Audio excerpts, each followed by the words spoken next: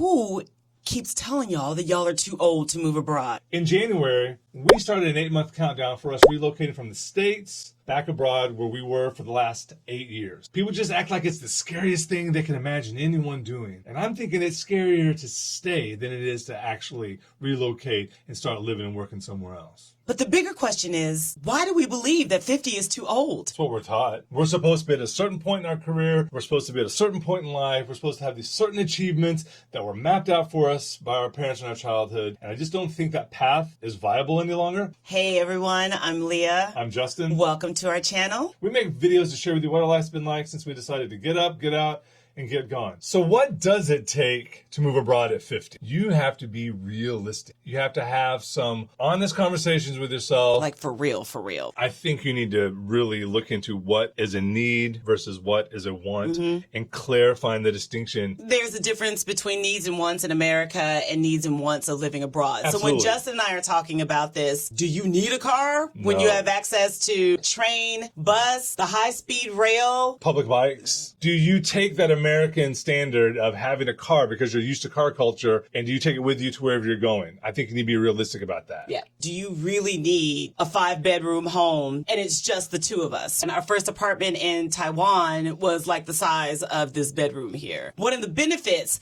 of living in a smaller place is that we travel better. We are such minimalists that we can pick up and move on the drop of a dime. A lot of mistake that people make when they are moving abroad is taking all of your shit with you. Take your belongings that you have here in the States, put them in storage, keep them there for a minute, and then live light and easy abroad, and you'll get more of the experience. I promise you. Granted, there are some things you can't get abroad. It was very difficult for you to find shoes your size abroad. Correct. Very difficult to find pants my length abroad. Those are the realistic expectations we're talking about. You have to be adaptable if you're moving abroad. If you're not adaptable, you're not going to make it. And maybe one of the best ways to be adaptable is to check your worldview at the door.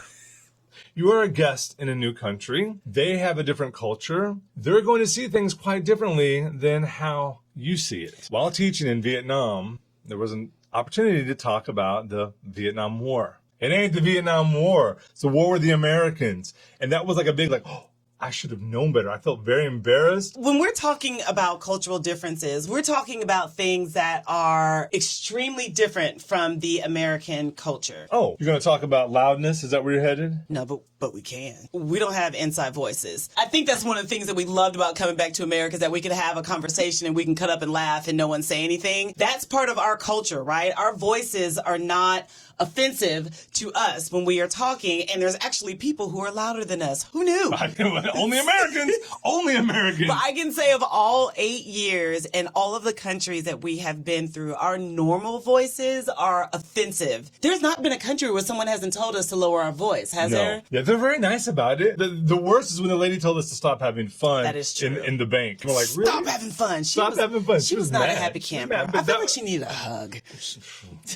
You also have to be willing to learn new things if you're moving abroad. Most countries that you are visiting are not expecting you to be fully fluent. No. But if I watch one more influencer say something like, oh my God, you guys, they don't even speak Americanish. When I went to Morocco, I had to learn a whole different language. And I'm in your restaurant, you should speak English. Bitch, you were in Kazakhstan. We have learned being abroad for almost a decade that the Westerners or the Americans that come in are the people that we specifically avoid. That's why we ended up living in neighborhoods where we were the only ones who spoke English. We did that on purpose. Yes. We partly lived there to immerse ourselves in the culture. Correct. But I do think the original motivation was we don't want to be associated with them kind. That's exactly what happened. We don't want to be associated with it. We don't want them to think we're like that. Those. Ooh. It be your own people sometimes. Yeah, Lord. You should really learn about the culture, the etiquette, the law. In Taiwan, if you write a bad Google review and you don't have the receipts to back it up, it's not just your opinion. You are committing slander against someone, and you can be sued. Moving abroad hits really differently when you're in your 20s versus your 40s. When I was in my 20s, I was invincible. I could climb mountains in the day. I could sleep on the beach at night. I could go anywhere and do anything I wanted to because I had the body and the will and the naivete to do just that. Now, unfortunately, that naivete often left me being the ugly American. Oh, let's talk about the ugly American. Being a white male, young, from the States, having that passport privilege, I may have had some expectations of places and spaces and people therein that might have left me looking like an asshole to some people.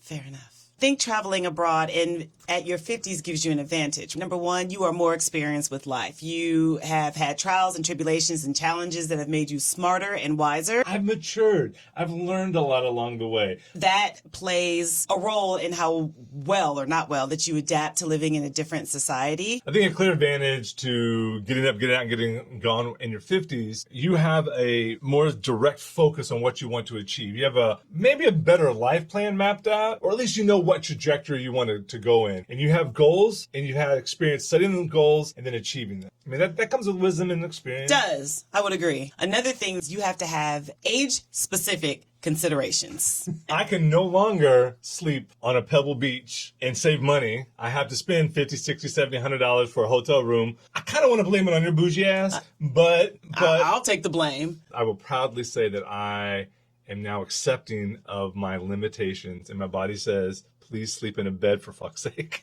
We are becoming those old people. We have travel pillows that we go around the world with. We don't leave anywhere without those pillows. I'm snitching on everything. Typically, Justin and I take contracts that are located outside the city, but I also have to realize now when we plan to go to whatever country we're going to next, I have to think about my health. I have to think about I have to think about our health. Mm-hmm. Consider your age in regards to healthcare and accessibility there too, because you can be in a country that has great healthcare, but if you can't get to a hospital when you need to, that could be problematic. So that leads me to my second point, transportation. I think when you and I first started growing abroad, we would walk everywhere. And now, with your health concerns, I don't necessarily think that we're going to be walking everywhere. So having access to good, dependable transportation. There was a time where I would have walked up to 5 miles just to catch the local commuter train. I'm not going to do that anymore. And then there's food. I am more convinced than ever on how food is medicine from access to the stuff that we had living abroad. Like it literally made a difference with blood pressure, weight gain, diabetes, all of it. That it was very easy for us to follow a really vegetable and fruit-rich diet because that's what was sold at the markets. As you can see, there are many things to consider when moving abroad at this age. If you're looking to move abroad, you don't have to have a sense of adventure. Really? If everything that we've talked about seems like it's a little too much, you can have your American life. Certain countries you can go to where you can just transfer over to an American expat enclave. You can have your American friends. You can eat your American food at American-style restaurants, and you can do your American activities, what are American activities besides shopping and sports ball? I don't know. That depends on if we're talking about passport bros or not. Hey, whoa, that's a different video altogether. I don't want to go down that one.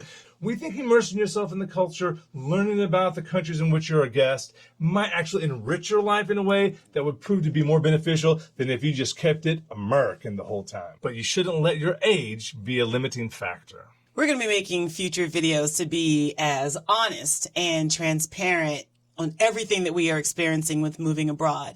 There are a lot more things to consider. You may have family, elderly family that you have to take care of. Maybe you have a mortgage. Maybe you've been in your work for 20, 30 years and you're not sure what the best decision is to make on that. Or maybe one of you wants to go and the other one doesn't. Why are you putting our business out there like that? I thought we were hinting at what's in the next video. I thought we were giving them a little tune in next time as we declare.